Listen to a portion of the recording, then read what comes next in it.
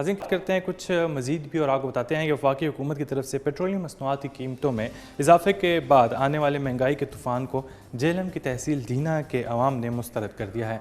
लियाकत मुगल ने इस वाले से एक पैकेज तैयार किया, आइए देखते हैं। महंगाई का सुनामी थम न सका। आए रोज पेट्रोल की बढ़ती हुई कीमतों ने अवाम की जिंदगी को अजीरन बना दिया। पेट्रोल महंगा होने पर दीना की अवाम ने K2 न्यूज़ से बात करते हुए कुछ यूं कहा। पेट्रोल की कीमतों में इजाफा होने की वजह से आवाम परेशान है। हुकूमत को चाहिए कि पेट्रोल की कीमत किसी भी जगह मुंतखब कर दे।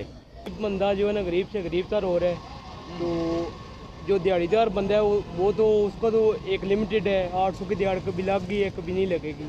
आम आदमी पे जो गरीब बंदा है उस पर काफ़ी फ़र्क पड़ेगा। आज 10 रुपये महंगा कर दिया है। एक जगह दुकान पे पाया है, पहले 220 का दे रहा था, 120 का, अब इसको 130 का दे रहा है। ऐसे महंगाई से फ़र्क तो पड़ता है ना। आवाम आ रही है और हुकूमत पेट्रोल में बढ़ा रही है, महंगाई बढ़ रही है, बहुत ज़्यादा बढ़ रही है महंगाई।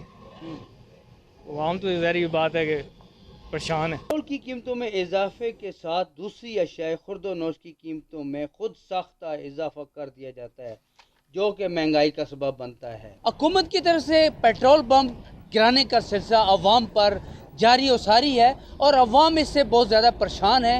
अवाम का मुतालबा है कि कम से कम पेट्रोल की कीमत को मुश्किल किया जाए ताकि अवाम सुख का सांस ले सके। कैमरामैन टीम के साथ लियाकत अली मुगल, K2 TV दीना। जुनैद मेडिकल स्टोर दीना का मयारी और सस्ती अद्वियात का सबसे पुराना मरकज़। अब हैवानात की अद्वियात भी दस्तियाब हैं। फार्मर्स भाई 10% की खसूसी रियायत पर हैवानात की अद्वियात हासिल करें।